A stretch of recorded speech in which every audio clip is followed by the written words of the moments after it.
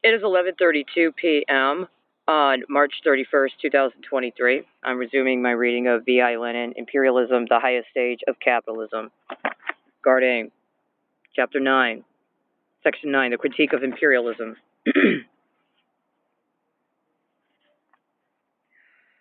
By the critique of imperialism in the broad sense of the term, we mean the attitude toward imperialist policy of the different classes of society in connection with their general ideology.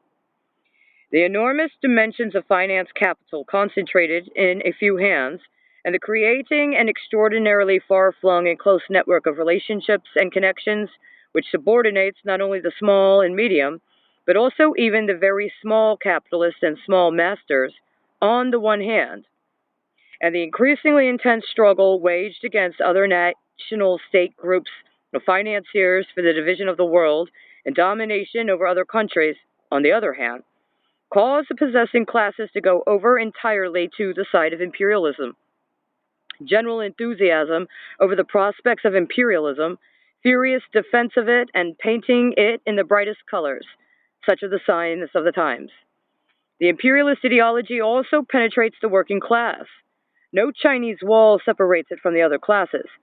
The leaders of the present-day so-called Social Democratic Party of Germany are justly called social imperialists. That is, socialist in words and imperialism in deeds.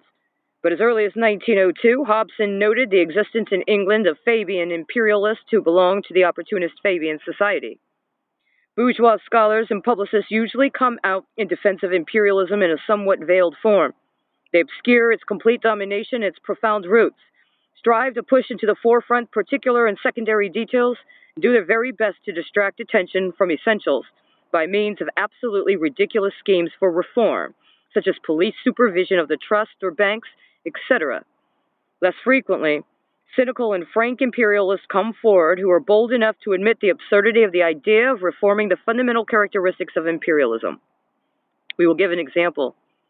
The German imperialist attempt in the magazine Archives of World Economy to follow the movements for national emancipation in the colonies, particularly, of course, in colonies other than those belonging to Germany. They note the unrest and the protest movements of India, the movement in Natal, South Africa, and the Dutch East Indies, etc. One of them, commenting on an English report of a conference held on June 28 through 30th, 1910, of representatives of various subject nations and races, of peoples of Asia, Africa, and Europe, who are subject to foreign rule, writes as follows in appraising the speeches delivered at this conference. Quote, "We are told that we must fight imperialism, that the ruling state should recognize the right of subject peoples to independence, and that an international tribunal should supervise the fulfillment of treaties concluded between the great powers, weak peoples. Further than the expression of these pious wishes, they do not go. We see no trace of understanding of the fact that imperialism is inseparably bound up with capitalism in its present form, and that, therefore, an open struggle against imperialism would be hopeless, unless, perhaps, the fight is confined to protest against certain of its especially abhorrent excesses." End quote. Since the reform of the basis of imperialism is a deception, a pious wish, since the bourgeois representatives of the oppressed nations go no further forward, the bourgeois representative of an oppressing nation goes further backward, to servility towards imperialism under cover of the claim to be scientific. Logic, indeed. The questions as to whether it is possible to reform the basis of imperialism, whether to go forward to the further intensification and deepening of the antagonisms which it engenders, or backwards, toward allaying those antagonisms, are fundamental questions in the critique of imperialism. Since the specific political features of imperialism are reaction all along the line, and increased national oppression, resulting from the oppression of the financial oligarchy and the elimination of free competition, a petty bourgeois democratic opposition to imperialism arose in the beginning of the 20th century in nearly all imperialist countries. And the desertion of Kautsky and of the broad international Kautskyan trend from Marxism consists precisely in the fact that Kautsky not only did not trouble to oppose, was not only unable to oppose this petty bourgeois reformist opposition, which is really reactionary in its economic basis, but became merged with it in practice. In the United States, the imperialist war waged against Spain in 1898 stirred up the opposition of the anti-imperialist, the last of the Mohicans of bourgeois democracy, who declared this war to be criminal, regarded the annexation of foreign territories as a violation of the Constitution, declared that the treatment of Aguinaldo, leader of the native Filipinos, the Americans promised him in the independence of his country, but later they landed troops and annexed it, as jingo treachery, and quoted the words of Lincoln, quote, "When the white man governs himself, that is self-government. But when he governs himself and also governs others, it is no longer self-government, it is despotism," end quote. But while all this criticism shrank from recognizing the inseparable bond between imperialism and the trust, and therefore between imperialism and the foundations of capitalism, while it shrank from joining the forces engendered by large-scale capitalism in its development, it remained a pious wish. This is also the main attitude taken by Hobson in his critique of imperialism. Hobson anticipated Kautsky in protesting against the inevitability of imperialism argument, and in urging the necessity of increasing the consuming capacity of the people under capitalism. The petty bourgeois point of view in the critique of imperialism, the omnipotence of the banks, the financial oligarchy, etc., is adapted by the authors we have often quoted, such as Agard, A. Landsberg, E. Eschwege, and among the French writers Victor Bérard, author of a superficial book entitled England and Imperialism, which appeared in 1900. All these authors, who make no claim to be Marxist, contrast imperialism with free competition and democracy, condemn the Baghdad railway scheme as leading to conflicts and war, utter pious wishes for peace, etc. This applies also to the compiler of international stock and share issue statistics, A. Neymark, who, after calculating the hundreds of billions of francs representing international securities, exclaimed in 1912, quote, "It is possible to believe that peace may be disturbed, that in the face of these enormous figures, anyone would risk starting a war?" End quote. Such simple-mindedness on the part of the bourgeois economists is not surprising. Moreover, it is in their interest to pretend to be so naive and to talk seriously about peace under imperialism. But what remains of Kautsky's Marxism when, in 1914, 1915, and 1916, he takes up the same bourgeois reformist point of view and affirms that everybody is agreed, imperialists, pseudo-socialists, and social pacifists, on the matter of peace? Instead of an analysis of imperialism and exposure of the depths of its contradictions, we have nothing but a reformist pious wish to wave them aside, to evade them. Here is a sample of Kautsky's economic criticism of imperialism. He takes the statistics of the British export and import trade with Egypt for 1872 and 1912. It transpires that this export and import trade has grown more slowly than British foreign trade as a whole. From this, Kautsky concludes that, quote, "We have no reason to suppose that without military occupation, the growth of British trade with Egypt would have been less, simply as a result of the mere operation of economic factors. The urge of capital to expand can be best promoted not by the violent methods of imperialism, but by peaceful democracy." End quote. This argument of Kautsky's, which is repeated in every key by his Russian armor-bearer and Russian shielder of the social chauvinist, Mr. Spectator, constitutes the basis of Kautskyan critique of imperialism, and that is why we must deal with it in greater detail. We will begin with a quotation from Hilferding, whose conclusions Kautsky on many occasions, and notably in April 1915, has declared to have been unanimously adopted by all socialist theoreticians. Quote, "It is not the business of the proletariat," wrote Hilferding, "to contrast the more progressive capitalist policy with that of the now bygone era of free trade and of hostility toward the state. The reply of the proletariat to the economic policy of finance capital to imperialism cannot be free trade but socialism. The aim of proletarian policy cannot now be the ideal of restoring free competition, which has now become a reactionary ideal, but the complete elimination of competition by the abolition of capitalism." End quote. Kautsky broke with Marxism by advocating in the Epic of Finance Capital a reactionary ideal, peaceful democracy, the mere operation of economic factors. For objectively, this ideal drags us back from monopoly to non-monopolist capitalism and is a reformist swindle. Trade with Egypt, or with any other colony or semi-colony, would have grown more without military occupation, without imperialism, and without finance capital. What does this mean?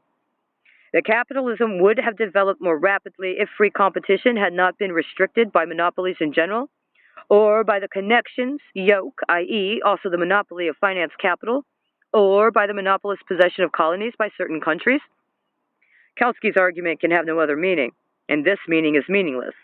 Let us assume that the free competition without any sort of monopoly would have developed capitalism and trade more rapidly. But the more rapidly trade and capitalism develop, the greater is the concentration of production and capital, which gives rise to monopoly. And monopolies have already arisen, precisely out of free competition. Even if monopolies have now begun to retard progress, it is not an argument in favor of free competition, which has become impossible after it has given rise to monopoly. Whichever way one turns Kautsky's argument, one will find nothing in it except reaction and bourgeois reformism.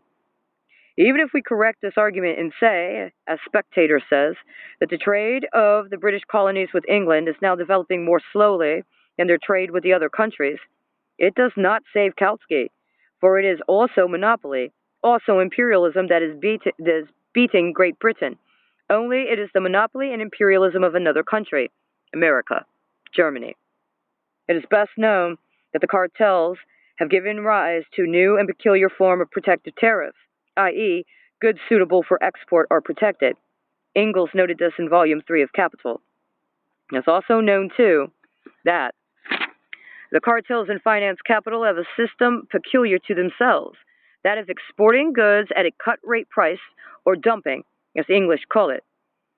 Within a given country, the cartel sells its goods at high monopoly prices, but sells them abroad at a much lower price to undercut the competitor, to enlarge its own production to the utmost, etc. If Germany's trade with the British colonies is developing more rapidly than Great Britain's, it only proves that German imperialism is younger, stronger, and better organized than British imperialism. It is superior to it. But it by no means proves the superiority of free trade, for it is not a fight between free trade and protection and colonial dependence, but between two rival imperialisms, two monopolies, two groups of finance capital. The superiority of German imperialism over British imperialism is more potent than the wall of colonial frontiers or a protective tariff. To use this as an argument in favor of free trade and peaceful democracy is banal. It means forgetting the essential features and characteristics of imperialism, substituting petty bourgeois reformism for Marxism. It is interesting to note that even the bourgeois economist A. Landsberg, whose criticism of imperialism is as petty bourgeois as Kautsky's, nevertheless got closer to a more scientific study of trade statistics. He did not compare only one country, chosen at random, and only a colony with the other countries. He examined the export trade of an imperialist country. 1. With countries which are financially dependent upon it, which borrow money from it, and 2. With countries which are financially dependent. He obtained the following results. Landsberg did not draw conclusions and therefore, strangely enough, failed to observe that if the figures prove anything at all, they prove that he is wrong. For the exports to countries financially dependent on Germany have grown more rapidly, if only slightly, than those to the countries which are financially independent. We emphasize the if. The Landsberg's figures are far from complete. Tracing the connection between exports and loans, Landsberg writes, quote, in 1890 to 91, a Romanian loan was floated through the German banks, which had already in previous years made advances on this loan. It was used chiefly to purchase railway materials in Germany. In 1891, German exports to Romania amounted to 55 million marks. Following year, they dropped to 39,400,000 marks, and with fluctuations, to 25,400,000 in 1900. Only in very recent years have they regained the level of 1891 thanks to two new loans. German exports to Portugal rose, following the loans of 1888-89 to 21,100,000 1890.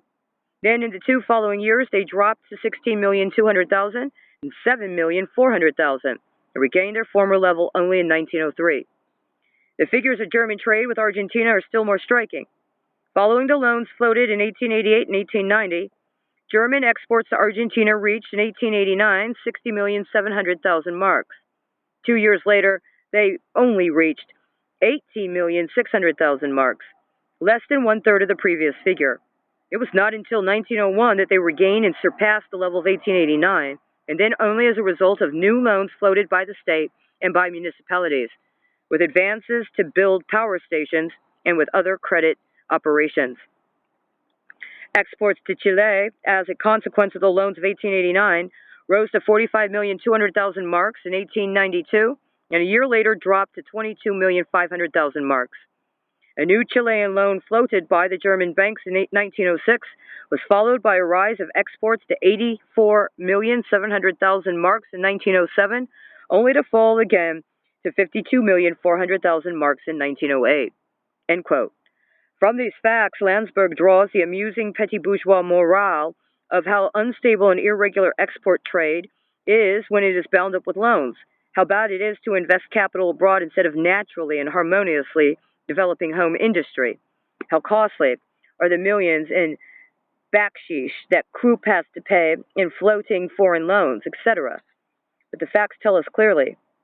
The increase in exports is precisely connected with the swindling tricks of finance capital, which is not concerned with bourgeois morality, but with skinning the ox twice. First, it pockets the profits from the loan. Then it pockets other profits from the same loan, which the borrower uses to make purchases from Krupp or to purchase railway material from the steel syndicate, etc.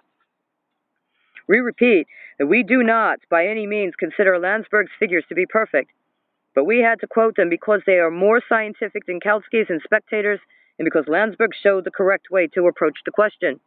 In discussing the significance of finance capital in regards to exports, etc., one must be able to single out the connection of exports especially and solely with the tricks of the financiers, especially and solely with the sale of goods by cartels, etc. Simply to compare colonies with non-colonies, one imperialism with another imperialism, one semi-colony or colony, Egypt, with all other countries, is to evade and to obscure the very essence of the question. Kautsky's theoretical critique of imperialism has nothing in common with Marxism and serves only as a preamble to propaganda for peace and unity with the opportunist and the social chauvinist, precisely for the reason that it evades and obscures the very profound and fundamental contradiction of imperialism. The contradictions between monopoly and free competition, which exist side by side with it, between the gigantic operations and gigantic profits of finance capital and honest trade in the free market. The contradiction between cartels and trust on the one hand, and non-cartelized industry on the other hand, etc. The notorious theory of ultra-imperialism invented by Kautsky is just as reactionary. Compare his arguments on this subject in 1915 with Hobson's arguments in 1902.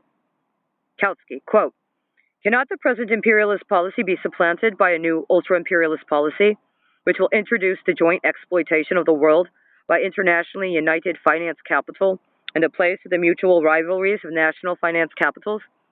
Such a new phase of capitalism is at any rate conceivable. Can it be achieved? Sufficient premises are still lacking to enable us to answer this question." End quote. Hobson. Christendom thus laid out in a few great federal empires, each with a retinue of uncivilized dependencies, seems to many the most legitimate development of present tendencies, and one which would offer the best hope of permanent peace on an assured basis of inter-imperialism. End quote. Kautsky called in ultra-imperialism or super-imperialism what Hobson 13 years earlier described as inter-imperialism. Except for coining a new and clever catchword, replacing one Latin prefix by another, the only progress Kautsky has made in the sphere of scientific thought is that he gave out as Marxism what Hobson in effect described as the cant of English parsons. After the Anglo-Boer War, it was quite natural for this highly honorable caste to exert their main efforts to console the British middle class and the workers who had lost many of their relatives on the battlefields of South Africa and who were obliged to pay higher taxes in order to guarantee still higher profits for the British financiers. In what better consolation could there be? The theory that imperialism is not so bad, that it stands close to inter- or ultra-imperialism, which can ensure permanent peace. No matter what the good intentions of the English parsons or of sentimental Kautsky may have been, the only objective, i.e. real social significance Kautsky's theory can have is the most reactionary method of consoling the masses with hopes of permanent peace by being possible under capitalism, by distracting their attention from the sharp antagonisms and acute problems of the present times and directing it toward illusory prospects of an imaginary ultra-imperialism of the future. Deception of the masses? There is nothing but this in Kautsky's Marxian theory.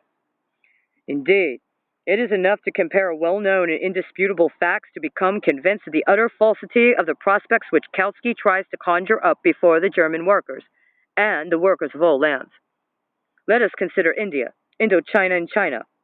It is known that these three colonial and semi-colonial countries, with a population of 6 to 700 million, are subjected to the exploitation of the financial capital of several imperialist powers: Great Britain, France, Japan, the USA, etc. Let us assume that these imperialist countries form alliances against one another in order to protect or enlarge their possessions, their interests, and their spheres of influence in these Asiatic states. These alliances will be inter-imperialist or ultra-imperialist alliances. Let us assume that all the imperialist countries conclude an alliance for the peaceful division of these parts of Asia. This alliance would be an alliance of internationally united finance capital. There are actual examples of alliances of this kind in the history of the 20th century. For instance, the attitude of the powers of China. We ask, is it conceivable, assuming that the capitalist system remains intact, and this is precisely the assumption that Kautsky does make, that such alliances would be more than temporary, that they would eliminate friction, conflicts, and struggle in every possible form? It is sufficient to state this question clearly to make it impossible for any reply to be given other than in the negative. For any other basis under capitalism for the division of spheres of influence, of interest, colonies, etc., than a calculation of the strength of the participants in the division, their general economic, financial, military strength, etc., is inconceivable. And the strength of these participants in the division does not change to an equal degree. For the even development of different undertakings, trusts, branches of industry, or countries is impossible under capitalism. Half a century ago, Germany was a miserable, insignificant country as far as her capitalist strength was concerned, compared with the strength of England at that time. Japan was the same compared with Russia. Is it conceivable that in 10 or 20 years' time, the relative strength of the imperialist powers will have remained unchanged? Absolutely inconceivable. Therefore, in the realities of the capitalist system, and not in the banal Philistine fantasies of English Parsons or of the German Marxist Kautsky, imperialist, inter-imperialist, or ultra-imperialist alliances, no matter what form they may assume, whether of one imperialist coalition against another, or of a general alliance embracing all the imperialist powers, are inevitably nothing more than a truce in periods between wars. Peaceful alliances prepare the ground for wars, and in their turn grow out of wars. The one conditions the other, giving rise to alternating forms of peaceful and non-peaceful struggle out of one and the same basis of imperialist connections and relations within world economics and world politics. But in order to pacify the workers and to reconcile them with the social chauvinists who have deserted to the side of the bourgeoisie, wise Kautsky separates one link of a single chain from the other, separates the present peaceful and ultra-imperialist, nay, ultra-imperialist alliance of all the powers for the pacification of China. Remember the suppression of the Boxer Rebellion, from the non-peaceful conflict of tomorrow, which will prepare the ground for another peaceful, general alliance for the partition, save Turkey, on the day after tomorrow, etc., etc. Instead of showing the living connections between periods of imperialist peace and periods of imperialist war, Kautsky presents the workers with a lifeless abstraction in order to reconcile them to their lifeless leaders. This American writer Hill is, in his History of a Diplomacy and the International Development of Europe, notes in his preface to the following periods in the recent history of diplomacy: 1. The era of revolution. 2. The constitutional movement. 3. The present era of commercial imperialism. Another writer divides the history of Great Britain's world policy since 1870 into 4 periods. 1. The first Asiatic period, that of the struggle against Russia's advance in Central Asia towards India. 2. The African period, approximately 1885 to 1902, that of the struggle against France for the partition of Africa. The Fashoda incident of 1898, which brought her within a hair's breadth of war with France. 3. The second Asiatic period, alliance with Japan against Russia. And 4. The European period, chiefly anti-German. Quote, the political skirmishes of outposts take place on the financial field, wrote the banker Reiser in 1905, end quote, in showing how French finance capital operating in Italy was preparing the way for a political alliance of these countries, and how a conflict was developing between Germany and Great Britain over Persia, between all the European capitalists over Chinese loans, etc. Behold, the living reality of peaceful ultra-imperialist alliances in their inseverable connection with ordinary imperialist conflicts. Kautsky's obscuring of the deepest contradictions of imperialism, which inevitably becomes the embellishment of imperialism, leaves its traces in this writer's criticism of the political features of imperialism. Imperialism is the epoch of finance, capital, and of monopolies, which introduce everywhere the striving for domination, not for freedom. The result of these tendencies is reaction all along the line, whatever the political system, and an extreme intensification of existing antagonisms in this domain also. Particularly intensified become the yoke of national oppression and the striving for annexations, i.e., the violation of national independence. For annexation is nothing but the violation of the right of nations to self-determination. Hilferding rightly notes the connection between imperialism and the intensification of national oppression. Quote, in the newly opened up countries, he writes, the capital imported into them intensifies antagonisms and excites against the intruders the constantly growing resistance of the peoples who are awakening to national consciousness. This resistance can easily develop into dangerous measures against foreign capital. The old social relations become completely revolutionized. The age-long agrarian isolation of nations without history is destroyed, and they are drawn into the capitalist whirlpool. Capitalism itself gradually provides the subjugated with the means and resources for their emancipation, and they set out to achieve the goal which once seemed highest to the European nations, the creation of a united national state as a means to economic and cultural freedom. This movement for the national independence threatens European capital and its most valuable and most promising fields of exploitation, and European capital can maintain its domination only by continually increasing the military forces. End quote. To this must be added that it is not only in newly opened up countries, but also in the old, that imperialism is leading to annexation, to increased national oppression, and consequently also to increasing resistance. While objecting to the intensification of political reaction by imperialism, Kautsky leaves in the shade a question that has become particularly urgent, viz., the impossibility of unity without the opportunist in the epoch of imperialism. While objecting to annexations, he presents his objection in a form that is most acceptable and least offensive to the opportunist. He addresses himself to a German audience, yet he obscures the most topical and important point, for instance, the annexation of Alsace-Lorraine by Germany. In order to appraise this mental aberration of Kautsky's, we will take the following example. Let us suppose that a Japanese is condemning the annexation of the Philippines by the Americans. The question is, will many believe that he is doing so because he has a horror of annexations as such, and not because he himself has a desire to annex the Philippines? And shall we not be constrained to admit that the fight the Japanese is waging against annexations can be regarded as being sincere and politically honest only if he fights against the annexation of Korea by Japan and urges freedom for Korea to secede from Japan? Kautsky's theoretical analysis of imperialism, as well as his economic and political criticism of imperialism, are permeated through and through with a spirit absolutely irreconcilable with Marxism, of obscuring and glossing over the fundamental contradictions of imperialism, and with a striving to preserve at all cost the crumbling unity with opportunism in the European working class movement. End of section, bottom of page 148.